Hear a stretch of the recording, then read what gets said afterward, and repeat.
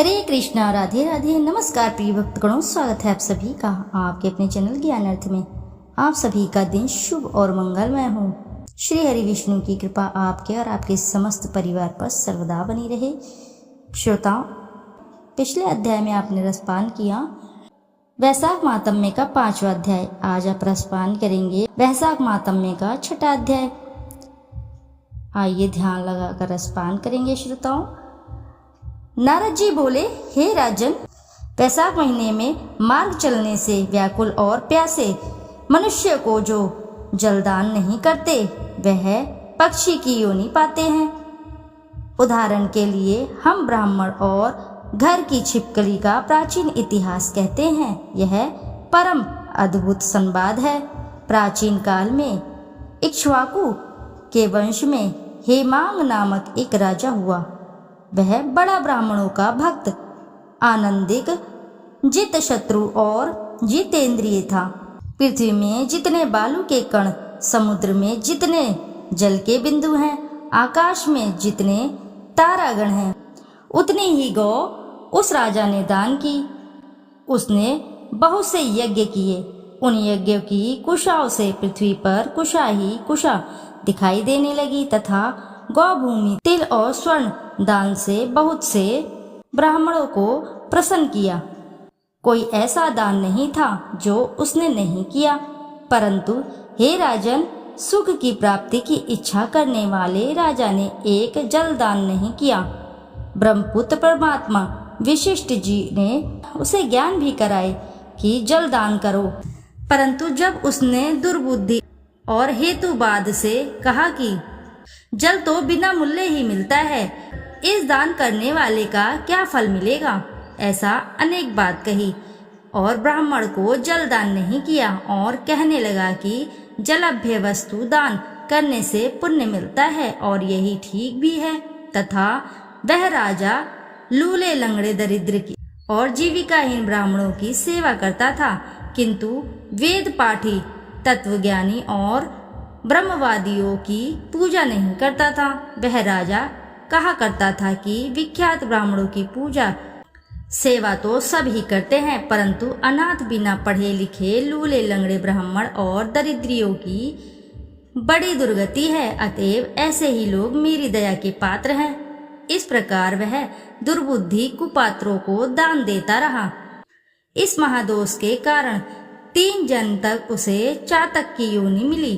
फिर 1 जन्म गिद्ध बना और 7 जन्म तक कुत्ते की योनि में रहा। फिर हे राजन, यह एक राजा के घर छिपकली की योनि में जाकर रहा। उसका नाम शुद्धकीर्ति था और मिथिलापुरी का राजा था। छिपकली घर के दरवाजे की चौखट के ऊपर कीड़ों को भक्षण करती हुई 87 वर्ष तक वहीं रही। एक दिन दैव योग से मुनिवर श्रुतदेव नामक ऋषि दोपहर के समय मार्ग से थके मिथिलापति के घर आए। ऋषि को देख राजा अत्यंत प्रसन्न हो सहसा उठकर बड़े आदर सत्कार में मधुकार्दी से पूजन कर चरण धोने लगा और चरणोदक को अपने मस्तक छिड़का।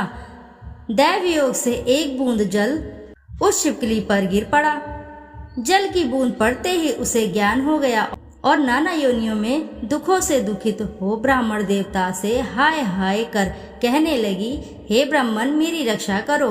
एक छिपकली का ऐसा शब्द सुनकर ब्राह्मण को बड़ा आश्चर्य हुआ और कहने लगा, हे गोधा, तू कहाँ है? क्यों विलाप कर रहा है? तेरी यह दशा कौन कर्म से भई है? तू देवता की पुरुष है कि राजा अथवा ब्राह्मण है? हे महाभाग, तू कौन है? कह तो सही, मैं आज ही तेरा उद्धार करूंगा। ऋषि की ऐसी बात सुन वह राजा महामतिमान श्रुतदेव जी से कहने लगा कि हे ब्राह्मण, मेरा जन्म इक्ष्वाकुल में हुआ था और मैं वेद शास्त्रों का पूर्ण ज्ञाता था। पृथ्वी में जितने रज के कण हैं, जितने जल के बिंदु हैं, जितने आकाश में तारागण हैं, उतनी ही मैंने गोदान की। मैंने सभी यज्ञ किए, बापी कूप और तालाब बनवाए, अनेकों दान दिए और धर्म पूर्वक राज्य भी किया, तो भी मेरी ऐसी दुर्गति हुई और मुझे स्वर्गन मिला। 3 जन्म तक मुझे चातक योनि मिली और 1 जन्म में गिद्ध हुआ, फिर 7 जन्म तक कुत्ते की योनि पाई। अभी यह राजा आपके चरणों तक को छिड़क रहा था, तब एक बूंद उछलकर मेरे ऊपर आ पड़ी। उसी के पड़ने से मुझे पूर्व जन्म का स्मरण हो गया और मेरे सब पाप दूर हो गए। हे द्विजवर, 28 जन्म तक मुझे छिपकली की योनि भोगनी पड़ी। तरह तरह की देवी दृष्टि दिखाई देती है, अतः अब मैं इन जन्मों से डरता हूँ। हे द्विज, मेरी यह दशा कैसे हुई, यह विस्तार से कहिए। यह सुनकर द्विज ने ज्ञान चक्षु द्वारा सब वृतांत जान लिया और कहने लगा, हे राजन, मैं तेरी इस बुरी योनि का कारण कहता हूँ, चित लगाकर सुन। तूने माधव भगवान के प्यारे वैशाख मास में जल दान नहीं किया। तूने जल को सुलभ समझकर यह निश्चय कर लिया कि यह अमूल्य है, अतः मार्ग में चलने वाले और धूप से पीड़ित ब्राह्मणों को जल दान नहीं किया। साथ ही पात्रों को छोड़ कुपात्रों को दान दिया। जलती अग्नि को छोड़ क्या कोई भी हवन करते हैं? बहुधा वर्ण सुगंधादि से युक्त कांटेदार वृक्ष का कोई भी पूजन नहीं करते। संपूर्ण वृक्षों में पीपल की ही पूजा होता है। तुलसी वृक्ष को छोड़कर कटेरी का पूजन क्यों नहीं करे? पूज्यता के विषय में अनाथ की आवश्यकता नहीं है। लूले लंगड़े केवल दया के पात्र हैं, पूज्य नहीं हैं। तपस्वी, ज्ञान वेद आदि शास्त्रों के ज्ञाता ये विष्णु भगवान के स्वरूप हैं, अतएव वे सदा पूज्य हैं। इसमें भी ज्ञानी ब्राह्मण सदैव ही विष्णु भगवान को अत्यंत प्यारे हैं। इसी कारण से ज्ञानी ही सदा पूज्य हैं। पूज्यों में भी अधिक पूज्यतम है। जो साधु महात्माओं की अवज्ञा है, वह इस लोक और परलोक दोनों में दुखदायी है। महत्व पुरुष की सेवा ही धर्म, अर्थ, काम, मोक्ष का कारण है। ऐसे ही करोड़ों अंध जाति कर्तव्य को नहीं देखते। ऐसे ही मंद है आशय जिनके उनकी संगति से कुछ फल नहीं मिलता। वैसे ही जल, पेय, तीर्थ और मिट्टी अथवा पत्थर के बने देवताओं से भी तत्काल कुछ लाभ नहीं होता। ये तो बहुत काल में पवित्र करते हैं, किंतु साधु महात्मा दर्शन से ही पवित्र कर देते हैं। साधु सेवा से कोई भी सुशिक्षित पुरुष दुखी नहीं होता। जैसे अमृत पान करने से जन्म, मरण, वृद्धावस्था आदि दुख नहीं देते। तूने जलदान नहीं किया, न साधुओं की साधु करी है। हे इक्ष्वाकु नंदन, इसी से तेरी यह दुर्गति हुई है। वैशाख में जो मैंने पुण्य किया है वह तेरी शांति के लिए मैं तुझे दूंगा। इसके प्रताप से भूत, भविष्य और वर्तमान कर्मों के संस्कार दूर हो जाएंगे।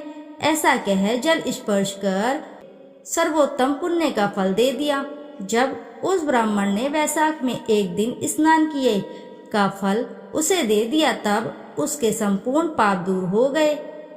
अब गोदा की योनि त्याग कर दिव्य विमान पर चढ़ वे दिव्य माला, वस्त्र और आभूषण पहन मिथिलापुर के राजा के महल के भीतर सब प्राणियों को देखते देखते हाथ जोड़कर परिक्रमा दे नमस्कार कर आज्ञा ले स्वर्ग को चला गया और देवता लोग स्तुति करने लगे। वहां 10,000 वर्ष तक अनेकों भोगों को भोग कर वही राजा इक्ष्वाकु के वंश में महाप्रभावशाली काकुस्थ नाम से पैदा हुआ और सप्त दीपवती पृथ्वी का पालन करता हुआ बड़ा ब्रह्मण्य सखा और विष्णु का अंश हुआ।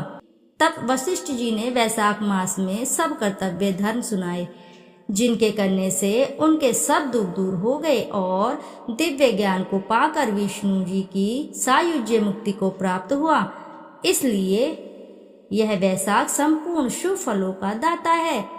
इसमें जो मनुष्य यथोक्त धर्म करता है उसकी आयु और यश बढ़ता है, पाप दूर हो जाते हैं, पुरुषार्थ चतुष्टय की प्राप्ति होती है और विष्णु भगवान प्रसन्न होते हैं।